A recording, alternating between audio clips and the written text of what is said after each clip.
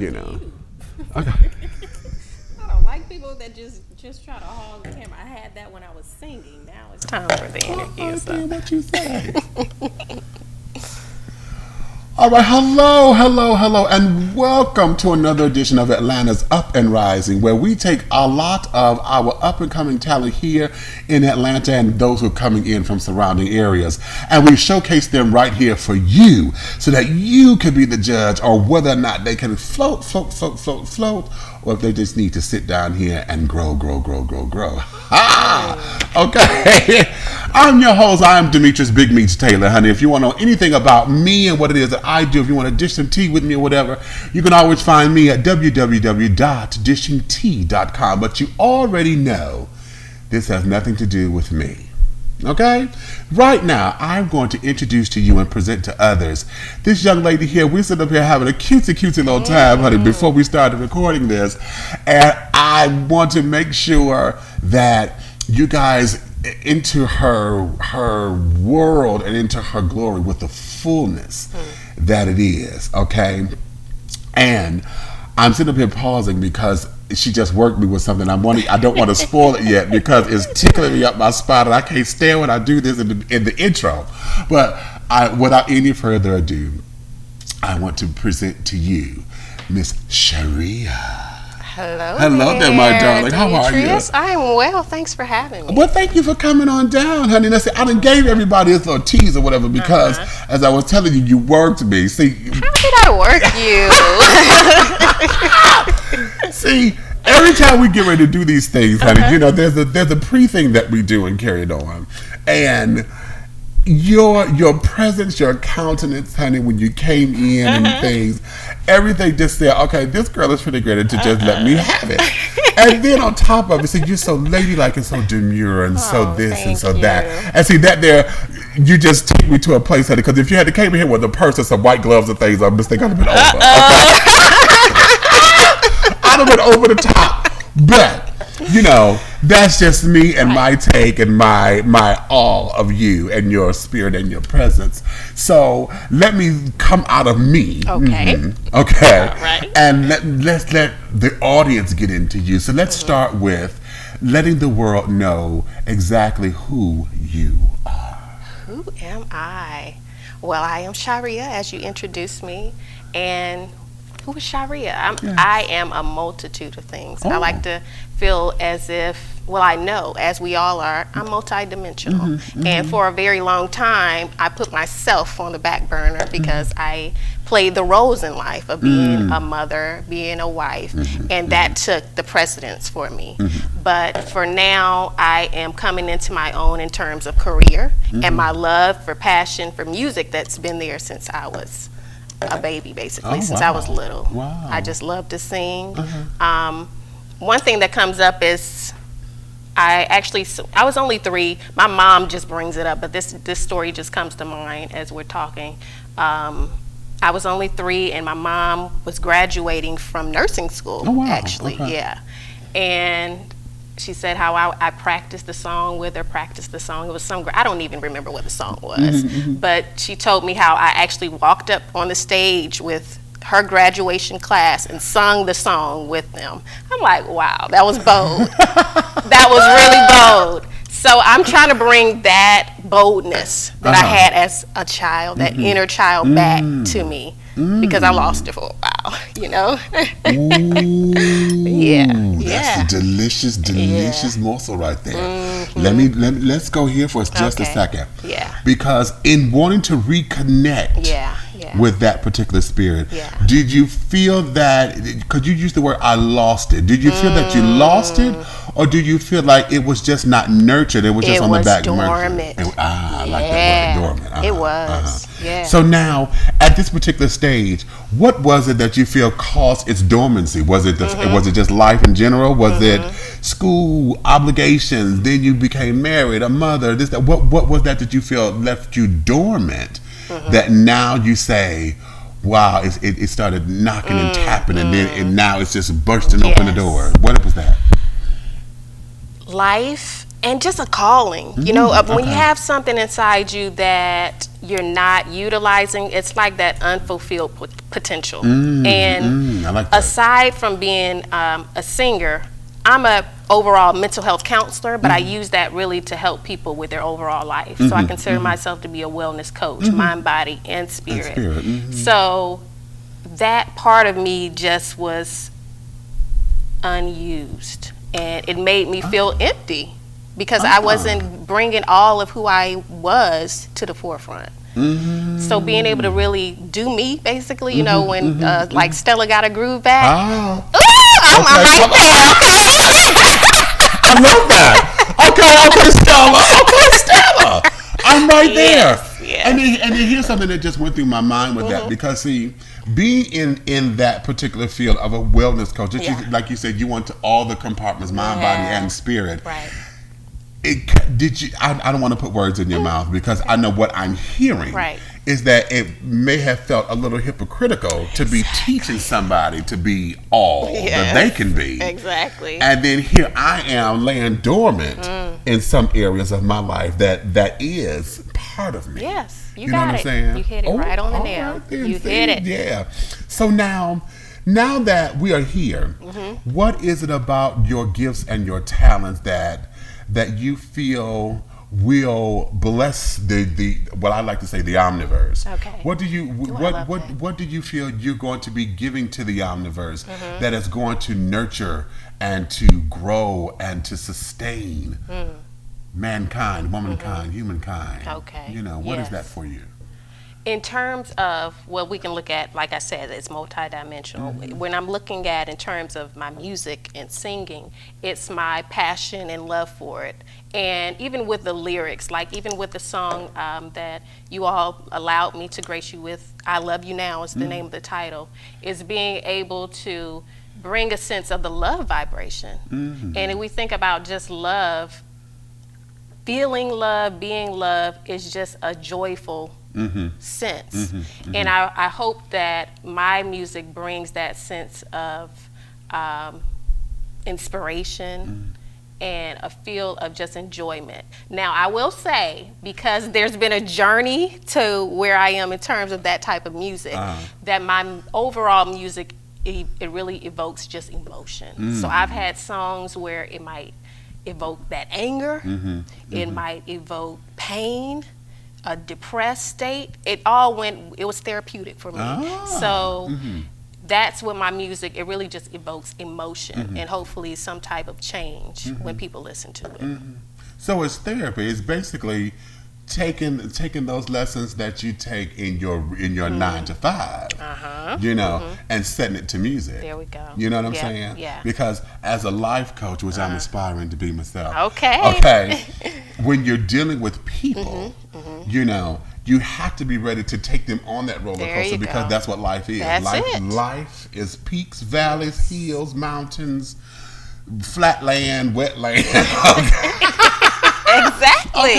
It is all of the above. It is. Now let's go here, because in dealing with your music, are you just an artist who sings, or are you a writer, composer, and all of that? What is your title, or what is your capacity in this particular That industry? is a great question, because yes, I'm a writer as well, and I produce my music in a capacity, because I'm not a musician that way, but I've been writing since I was about 7, writing my own lyrics. I write all of my own lyrics. I even have shared other songs and written for other upcoming artists. And producing in terms of just the bass line of the melody. I can do that in terms of really guiding what I want the sound to be like. So yes, it's more than just getting on the stage and just performing and singing someone else's music. I feel what I'm singing because I create it. Yeah. And what is that feeling? What is that feeling when you birth that baby, girl? What is that feeling like, you know, for you? It's joyful. You know, it just makes me smile to know that I enjoy singing. I enjoy others hearing my music and hopefully they get something from it. So I'm hoping that I'm delivering some sense of purpose when I sing. You know, some people just kind of feel the airwaves with just garbage, basically, sometimes. Okay. Now, see, you want me to go on a Okay, tangent. we can do that, though. You want me to go on a tangent up in here? But I'm going to keep it cute. Okay, I'm going to keep it cute. Okay. And I will say, yes, you are correct, because what, you know, a lot of the music today is very angry. Yeah. You know, it's very angry, very one-dimensional, and it stays in a particular plane. Right. So if we're not talking sex, if we're not talking violence in some kind of way, then we're talking about booty shaking, which leads back to sex. Right. You know what I'm saying?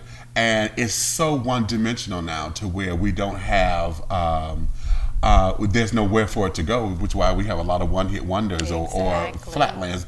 I'm scared of our kids, because I'm like, when they go back and say the good old days, honey, I'm like, what you got, honey? Because they're going to go back to us, and I'll go back to my mama, you know, I'll go back to Motown and you know, Billy Eckstine, and say, I could go all the way that far. And these kids will probably do the same thing when they say oldies but goodies, because a lot of the music here is very that. And having said that, what is it about your music that will elevate itself to be part of the classics, to be part of the oldies but goodies for your children and your grandchildren? What would make my music that way is, in essence, I feel it carries a message. There is meaning behind it. I'm just not trying to do music because I'm trying to make money. No, I love what I do, and I hope to have a message. Even, let's go by the song that I actually sung on here is I Love You Now, and it really tells a story of not just love, but being able to have not love for just your partner, but love for yourself, and be able to focus on your inner spirit to really bring out the love and radiate who you are. That's really the inner, if you really listen to the lyrics. Yeah. Ooh. Okay. See, that's rich right there. Now, let me take that particular piece, and we finna go to put it in the pot over here, baby. All right, let's stir it up. We finna mix this cake, baby. Because understanding that inner love. Yes. Tell me about the support that you have from the outer love, from the externals, your family, your husband, your children. Yes. You know, aunts, uncles, you know, friends and stuff that's coming into the mix and giving you the support that you need. What is that for you, and how important is that? That is very important. It's important to have support. And you know what? That's been a journey for me, because I've had the love of my parents for so long. My parents have always been my rock, my foundation, and set the stage for me. I feel as if being able to give back to people and help people with their own lives is because I was loved so much. However, my journey through life wasn't always that great in terms of relationships. So it kind of took back. I think that's all of us here. I think that's all of us. Yes. But now, thank God, I'm at a place where I have support. I have support from my husband, my children even, you know, like, Mommy, you're famous, aren't you, Mommy? I'm like, we're getting there, baby. We're getting there. So it's support. And and that means a lot, to know that you're not alone and people really believe in you as much as you believe in yourself. Yeah. You know, that's a lesson that I teach to folks, and it's one that I just learned recently. It's one thing to have the vision and to follow the vision, but you have to walk in your vision strong enough to where other people see it too. There we go. So when they see it, that's the touch and agree. Okay. Because they're walking it with you. Right. So that becomes the physical manifestation of a prayer. I love that. You like that? Yes. Girl, wasn't that, when I got it, honey, I was like, oh, I got to tell the world that way, because that was fabulous. And because I just recently learned that, and so now that's what I'm teaching. I love how you just put that, because that's exactly what that is. Let me ask this, because see, one, and I always ask this question of folks coming into this business, because what we know about the music industry, sex, drugs, rock and roll, coming into this, what are some of the important lessons that you've learned or are putting into practice being a female in this industry? Some lessons that I've learned is maintain my integrity, because just coming along, I really, to look all the way back, in the terms of the music industry, I really had my first glimpse of the industry when I was 19, because I was offered a deal, but my parents was like, "Oh no, that's not going to happen." Right, and I right, was, right, I right. listened. Right, okay. It wasn't my time, and I'm glad that they did, because it can be very, it can be a very mean, vicious, and malicious industry if you don't have, like you said, support. If you don't have people who teach you the values, you can sell yourself out. Ooh, Yeah. okay. Yeah. For selling yourself out. Now, here we are. We are at this particular venue, and you're able to create the kind of music that you want. Yeah. And you're able to perform with whoever, because you've got that kind of power. Right. Who are your mentors that would be up on that stage with you performing? Oh wow. Are we saying imaginary or actually the ones that Whichever one, however you feel it. However you feel it. Oh my. Mentors performing with me. Well, when we come to just a mentor in life, period, I'll just have to say that's both of my parents, my mom and my dad, who have been married for over 50 years. And they just have showed me the way, and I'm blessed and I'm thankful for that. If we want to go into who I would love to just help me to grow within looking at the music industry, let's see. I really love Jill Scott. Ooh. Yes, I do. Just her demeanor, her style, and her presentation when it comes to her music. And even Mary J. Blige. They're kind of on different edges, but those are maybe two that I enjoy. As a mentor, because I've seen, especially with Mary J. Blige, because she's taken it as a business other than just the music. And I see that. But there's so many great black women in terms of music. You know, even prior to us meeting now, you talked about, can I talk about in terms of your mother and your daughter in terms of Patti LaBelle, and she is so awesome too. Oh, I don't know. I don't know if I could, just be on the same stage with her. That would be a blessing to be on the same stage with Patti LaBelle. She is awesome. So just all of, even Mariah Carey in some essence, because the way she carries herself, she has a aura about her that she seems very kind, yet she has to put on a persona of being that diva who has to kind of protect herself, basically. So I would love just any of our black women who have represented in the music industry and just kept who they were and not lost it because of money or what others were saying about them. All right. Well, here, let me let the audience get ready to get into your sound. But before we let you do that, let everybody know where they can find you, all of your social media, and carry it on. Okay, great.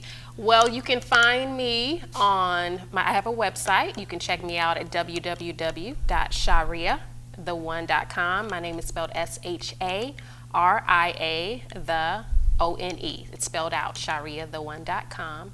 You can check out my music there.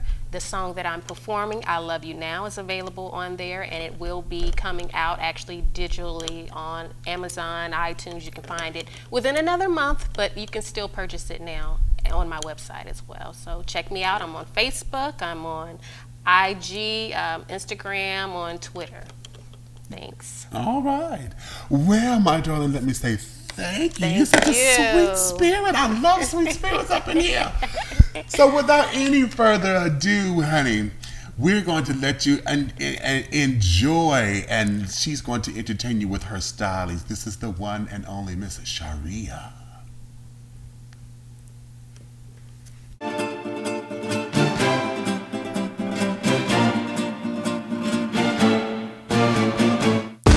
Vine aquí ahora, te amo ahora, mi papi. Yeah, yeah, yeah, yeah. Your loving is so magnetized. I can see it when I look into your eyes. A feeling that won't go away. I will feel this way for you until my dying day. So look into my eyes and tell me what you see, love, materialize. Take my hand, go to this place of calm and happiness. I have only space. Come here now, I love you now. You're heaven bound and here's your crown. I need you so, you gotta know. Come here now, I love you now. When we reach that place that's heaven bound, you will never feel depression, no more feeling down. Come with me, your tears away, hard living will soon fade away.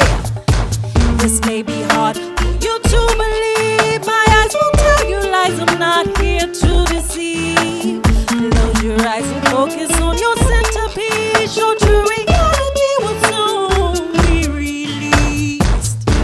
Come here now, I love you now. You're heaven bound and here's your crown.